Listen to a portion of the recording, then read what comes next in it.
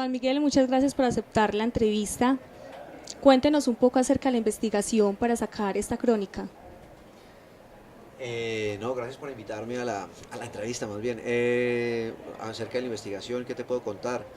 No, es un trabajo prolongado durante varios años, eh, muy motivado por la inusitada indignación que yo sentía todo el tiempo viviendo acá en Pereira, la indiferencia de la ciudad ante tantos muertos, ante tanta violencia, la, las manidas políticas públicas para enfrentar el fenómeno, manidas y torpes.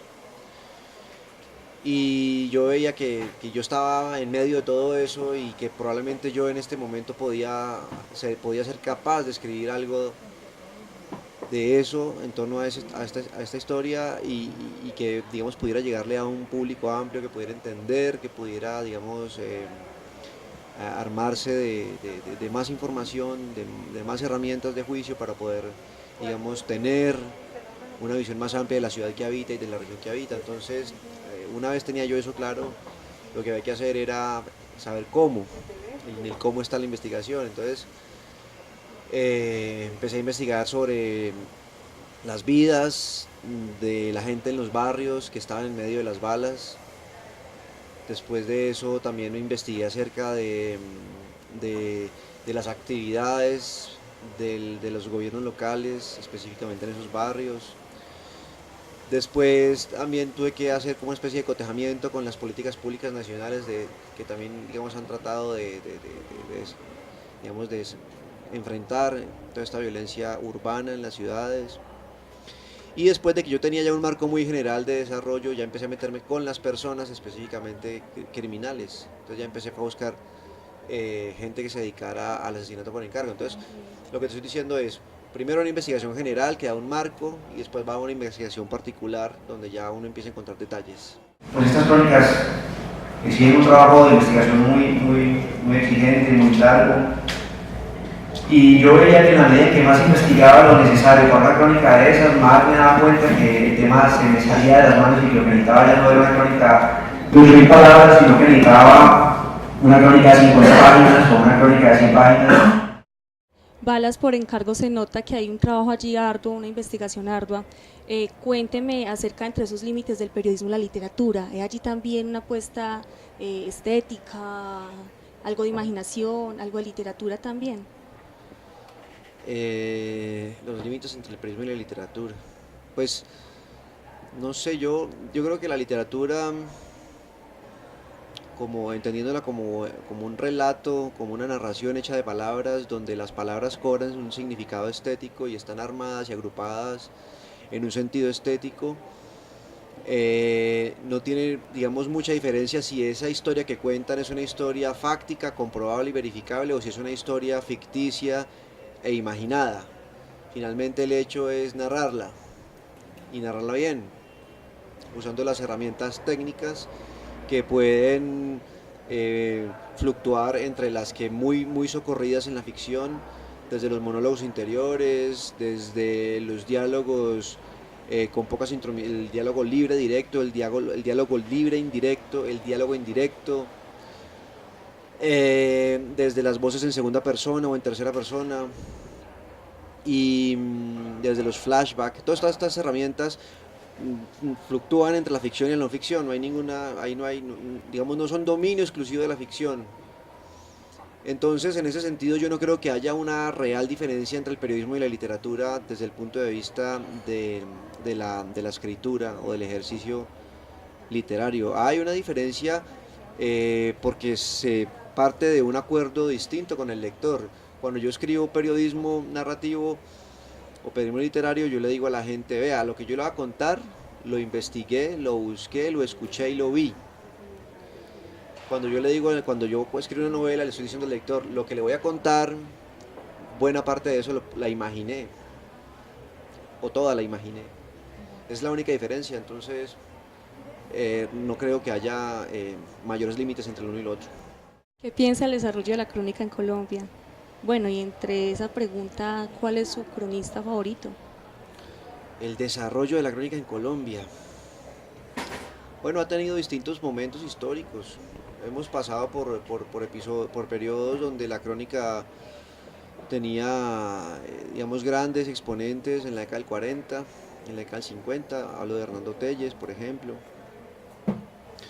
Hubo otros periodos donde la crónica estuvo alternada con el ejercicio de la ficción, sobre todo pues en los trabajos de García Márquez durante la década del 60, la década del 50 y la década del 60 más que todo. La década del 70 también hizo mucho periodismo literario. Y ya después viene como un auge del periodismo de investigación, el periodismo investigativo durante toda la década del 80, que prácticamente apartó de las salas de redacción la crónica literaria. Y a partir de la década del 90, a mediados de los 90, hay como una especie de renacer muy llevado de la mano, muy catapultado por la labor del mismo Gabriel García Márquez a través de la Fundación Gabriel García Márquez para un Nuevo Periodismo Iberoamericano, que en esa época se llamaba simplemente Fundación para un Nuevo Periodismo Iberoamericano.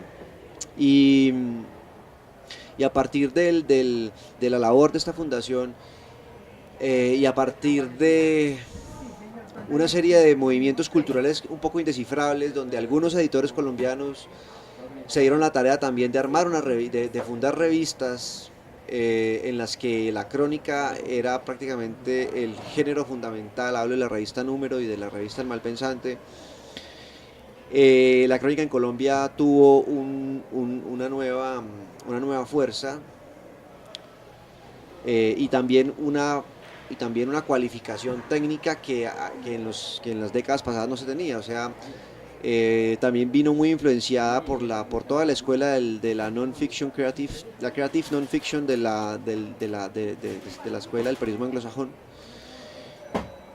Y en Latinoamérica entonces a partir de la década del 90 para acá empieza a absorber mucho de todas esas técnicas narrativas aplicadas al periodismo en Estados Unidos, y empieza también a beber mucho de los modelos de los cronistas norteamericanos, y muchos de los cronistas entonces latinoamericanos empiezan a fortalecerse, de tal manera que cuando llega la década del 2000 hay ya un coro grande de cronistas latinoamericanos, dentro de los cuales hay algunos colombianos.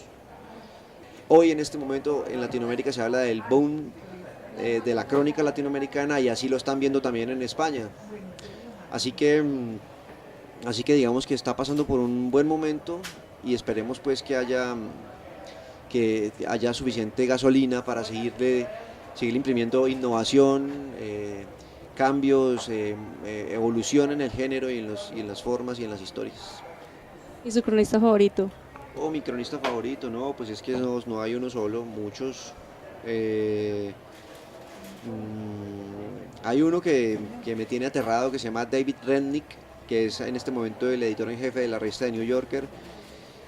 David Rednick tiene un libro recién publicado, recién reeditado, que se llama La tumba de Lenin, que es una crónica de 800 páginas hecha durante 4 años, en la que cuenta la caída de la Unión Soviética después de la perestroika, la preparación de la perestroika y todo. Rednick me parece a mí el cronista en este momento más apasionante. Pero pues Alma Guillermo Prieto, por ejemplo, ha sido fundamental para mi obra, para yo poder entender o descifrar qué es lo que yo quiero hacer. Kapuscinski fue fundamental durante gran parte de mi vida. Los libros de él fueron prácticamente como faros en medio de mis búsquedas iniciales de este trabajo. John Lee Anderson también fue fundamental en esa época y lo ha seguido siendo a lo largo de varios años. Y Alberto Salcedo, por la amistad que tengo con él tan íntima y tan fuerte, y porque ha sido siempre como una especie de hermano mayor en esto, y siempre muy preocupado por mis cosas y todo. Así que pues son como todos ellos. ¿Sabes? Uno no, es muy difícil, pero si me pidieras que te recomendara un libro ya para los lectores, yo les diría La tumba de Lenin, de David Rednick. De hecho, aquí en esta librería lo pueden conseguir. Gracias. Bueno, ¿qué hay detrás de la imagen del sicario en su crónica Balas por encargo?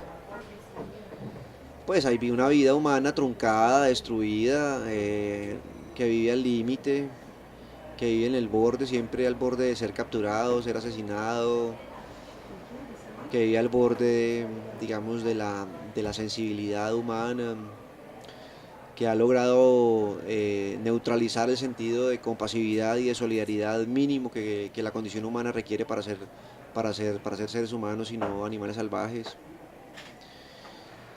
Y hay mucha fragilidad y mucha soledad también. Muchos de estos personajes son gente con muchas fracturas emocionales. Son personajes muy básicos, pero a la vez muy complejos, ¿no? Básicos porque uno finalmente entiende que se satisfacen con pocas cosas, con vidas muy simples, a pesar de que lo que hagan no es nada simple. Y muy complejas porque son nudos emocionales de muchos periodos distintos y además de muchos periodos distintos de su crianza, pero también muchos nudos, digamos, de su formación cultural, en la calle, en los barrios, en la cuadra, en la esquina, en la familia. Un montón de fuerzas y de tensiones ahí muy indescifrables que hacen que una persona de estas termine dedicándose al asesinato por encargo, ¿no? Nuevamente, muchas gracias por esta entrevista. ¿Dónde podemos conseguir la crónica Balas por encargo? Acá en Pereira, en la librería Centro Cultural y en la librería Nacional. El Centro Cultural queda en la 19 con Sexta, en el Centro Comercial Plazuela, y la librería Nacional queda en Unicentro. Pero pues en otras partes del país, en la librería Nacional van a la fija. Hay otras librerías pequeñas también que lo tienen, pero allá en la librería Nacional van a la fija.